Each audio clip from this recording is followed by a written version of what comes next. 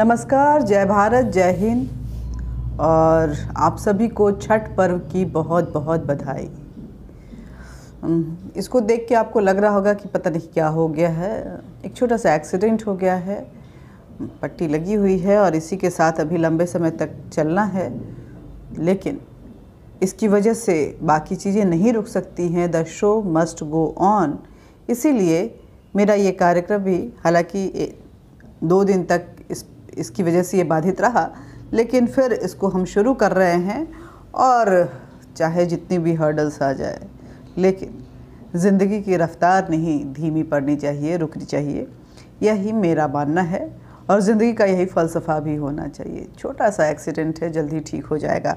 लेकिन आज हम बात करेंगे छठ पर्व के साथ ही कि दिल्ली में यमुना कितने बदहाल में है। छठ पर्व जो कि प्रकृति को संजोने का पर्व है।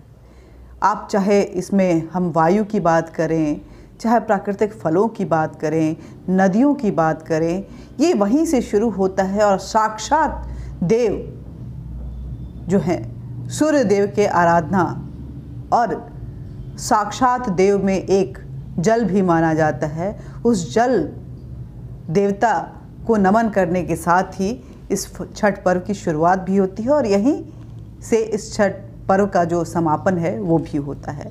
लेकिन दिल्ली की जनता हर बार की तरह इस बार भी यमुना नदी, हमारी यमुना मैया के उसी जहरीले पानी में डुबकी लगाएंगी इस छठ महापर्व के ऊपर, जो शुद्धता का प्रतीक होता है, जो प्रकृति का प्रतीक होता है, जो स्वास्थ्य का प्रतीक होता है, जो साइंस का प्रतीक है, जो विज्ञान को रिप्रेजेंट करता है और जो समाज को जीने का सलीका सिखाता है। लेकिन दिल्ली सरकार नदियों को लेकर जीना नहीं सीख पाई है। आपको बता दें कि यमुना की सफाई के लिए अब तक जो है वो 200 करोड़ रुपए दिल्ली सरकार की तरफ से आवंटित हो चुके हैं, अगर हम देखें तो।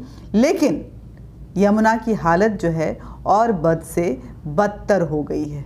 यमुना की वो झाग खत्म नहीं हुई है, यमुना की गंदगी नहीं खत्म हुई है और जो नदी है वो धीरे धीरे करके नालों में तब्दील होती जा रही है। राजधानी की अगर बात करें दिल्ली की, तो सैकड़ों छोटे बड़े नाले हैं, जिनमें 38 नाले जो हैं वो जमुना नदी में मिलते हैं। और इन 38 नालों का पानी जो है इतना प्रदूषित होता है कि यमुना मैया को इतना प्रदूषण दे के जाता है कि हम और आप इमेजिन भी नहीं कर सकते। इन सभी नालों पर सीवरेज ट्रीटमेंट प्लांट लगाए जाने की बात है, लेकिन दिल्ली सरकार अब तक ये नहीं कर पाई है। इस कारण दिल्ली के सभी प्रदूषित पानी जो हैं वो यमुना नदी में गिरते हैं। आपको बता दें कि यमुना नदी की अगर हम बात करें तो इस नदी में अब तक कई हजार करोड़ रुपए खर्च किए जा चुके हैं, लेकिन स्थिति यथावत है या उससे भी बदतर हम कह सकते हैं। आप सुन के हैरान होंगे। दिल्ली की अगर बात करें तो दिल्ली में यमुना की जितनी भी लंबाई है, हम जो तकरीबन कहा जाता है कि 1400 किलोमीटर दूरी का सफ़र जो है वो यमुनोत्री से जब शुरू होता है और प्रयागराज में जब के संगम में जब यमुना मैया मिलती हैं, तो ये तकरीबन 1400 किलोमीटर का सफ़र होता है, जिनमें से 2% हिस्सा जो है वो दिल्ली में बहता है। लेकिन ये 2% हिस्सा यमुना के प्रदूषण की अगर बात करें तो वो 76% को प्रदूषित कर जाता है। इतना बड़ा कंट्रीब्यूशन है प्रदूषण के मामले में, नदियों के प्रदूषण के मामले में दिल्ली का। दिल्ली आपको विजुअल्स भी दिखा रहे हैं कि कैसे जो पर्वतीन हैं, जो पर्व कर रही हैं, जो छठ कर रही हैं, वो किस तरह से इस प्रदूषित पानी में खड़ी हैं, डुबकी लगा रही हैं। उनके पास भी मजबूरी है, क्योंकि बहते पानी में इस पर्व को करने की एक प्रथा है और ये इसके पीछे भी एक विज्ञान है। इसके पीछे भी जो हमारे प्राकृतिक संसाधन हैं उनके नमन को किस तरह से एक एक चीज़ को जोड़ते हुए हम एक एक चीज़ को संजोते हुए आगे बढ़ते हैं, वो हमें जीने का सलीका सिखाता है कि हमारे लिए चाहे वो जल देवता हों, चाहे वो वायु देवता हों, चाहे वो आसमान के सूर्य देवता हों या अग्नि हो, ये सभी हमारे लिए महत्वपूर्ण है, या प्रकृति हो, ये सभी हमारे लिए महत्वपूर्ण हैं। और इन सब को हमें विज्ञान के लिहाज से भी, प्रकृति के लिहाज से भी और समाज के लिहाज से भी संजोने की हमारी जिम्मेदारी, हमें संजोना है। लेकिन दिल्ली सरकार इस बात को नहीं समझ सकती है। यमुना के लिए 200 करोड़ रुपए जो है दिल्ली सरकार की तरफ से अब तक आवंटित हो चुके हैं और पब्लिसिटी में 250 करोड़ रुपए। यमुना की स्थिति बद से बदतर, सीवरेज प्लांट पे कोई काम नहीं हुआ है, लेकिन पब्लिसिटी स्टंट देखिए किस चरम सीमा पे है। और राजनीति इसको लेकर के जब जब छठ पर्व आता है तब तक राजनीति गर्मा जाती है। आपको बता दें कि जमुना की जो गंदगी है वो पूरे नदियों को लेकर के फिक्र बढ़ा दी है। नमामि गंगे से लेकर के जितनी भी परियोजनाएं हैं दिल्ली की जमुना में आकर फेल हो जाती हैं। जहरीले पानी के साथ दिल्ली के लोगों को जहरीले पानी में जीने के लिए भी मजबूर होना पड़ता है। इसी में महाछठ पर्व जो श्रद्धालु हैं वो निभाते हैं और इसी जहरीले पानी में डुबकी भी लगाते हैं। उनके पास दिल्ली सरकार ने इसके लिए कोई सॉल्यूशन नहीं दिया। दिल्ली सरकार बस पब्लिसिटी करती है, अपने प्रचार प्रसार में पैसे खर्च करती है, लोगों के आंखों में धूल झोंकती है और मुफ्त रेवड़ियों के नाम पे जो धोखाधड़ी करती है दिल्ली सरकार, उससे कहीं ना कहीं दिल्ली की जनता को जागने की ज़रूरत है कि आपको मुफ्त पानी, बिजली तो दे रही है, लेकिन आपके पानी का क्या हाल की हुई है। जहाँ से ये पानी आता है वो पानी जो है इस मुफ्तखोरी की वजह से कितना जहरीला और गंदा पड़ चुका है। मतलब केंद्र सरकार की मैक्सिमम परियोजनाएं जो हैं गंगा सफाई को लेकर के वो सिर्फ और सिर्फ दिल्ली के लिए हैं, लेकिन उनमें से किसी भी परियोजना पे दिल्ली सरकार काम नहीं करती है। केंद्र सरकार इसको लेकर के नाराज़गी भी जता चुकी है, लेकिन इससे दिल्ली सरकार को कोई फ़र्क नहीं पड़ता है। दिल्ली की यमुना की अगर बात करें तो दिल्ली में यमुना का सिर्फ 2% हिस्सा, लेकिन प्रदूषण की अगर बात करें तो 76%। और आपको बता दें कब से दिल्ली सरकार में 3 से 5 साल का समय जो है वो दिया था, लेकिन आपको याद होगा कि मनीष सिसोदिया ने यमुना आरती की बात की थी, यमुना की सफाई की बात की थी, लेकिन वो सब ढाक के 3 पात निकले। कागजी जो खाना पूर्ति है वही समझ में आया। ना वहाँ पे आरती होती है, ना यमुना की सफाई हुई, ना आरती हुई, और दिल्ली सरकार ऐसे ही मस्त मौला अपने प्रचार प्रसार में पैसे खर्च करते रहे, चाहे वो मनीष सिसोदिया हो, चाहे अरविंद केजरीवाल हो।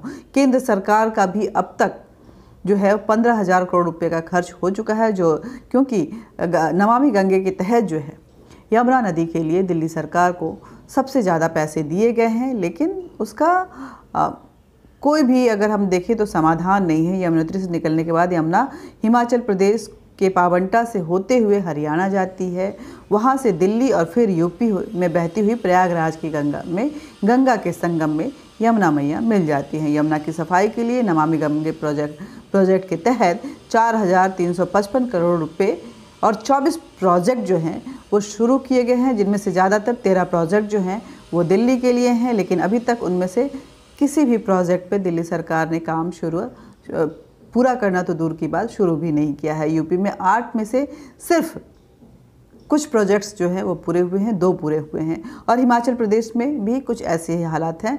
हरियाणा की अगर बात करें तो हरियाणा में 2 प्रोजेक्ट्स थे और वो दोनों प्रोजेक्ट जो हैं हरियाणा सरकार कंप्लीट कर चुकी है।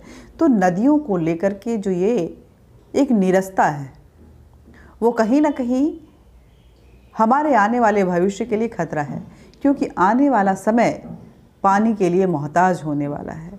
अगर हम अपने नदियों को नहीं संजोएंगे, उनका संचय नहीं करेंगे, तो हम ऐसा नहीं है कि उनको बर्बाद कर रहे हैं, हम अपने आने वाले भविष्य को बर्बाद कर रहे हैं। और एक बार फिर आपको उसी विजुअल के साथ छोड़े जा रहे हैं जिसमें हमारी यमुना मैया झाग से भरी हुई हैं। जहरीला झाग, ये न जाने कितने जहर आपके नलों तक लाता है, और इसी जहरीले झाग वाले पानी में जब छठ पर्व आता है तो हमारे श्रद्धालु, वो पर्व करने वाली महिलाएं और पुरुष जो भी हों, वो पर्वतीन जिनको बोलते हैं, वो शुद्धता के प्रतीक इस छठ महापर्व में इसी जहरीले और प्रदूषित पानी में डुबकी लगाते हैं।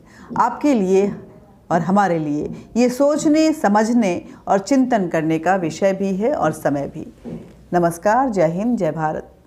इसी के साथ ये जो बातचीत है मैं यहाँ ख़त्म जरूर कर रही हूँ, लेकिन आपसे यही बात कहूँगी कि इस प्रदूषण को जन जन तक पहुँचाइए, लोगों को जागरूक कीजिए। नदियाँ हमारी माँ होती हैं क्योंकि वो हमारे जीवन का संचय करती हैं। हम पानी के बिना मोहताज हो जाएंगे तो हमारा जीवन जीना मुश्किल हो जाता है। ऐसे में वीडियो को जागरूकता के लिहाज से ज़्यादा शेयर कीजिए, लाइक कीजिए, सब्सक्राइब कीजिए।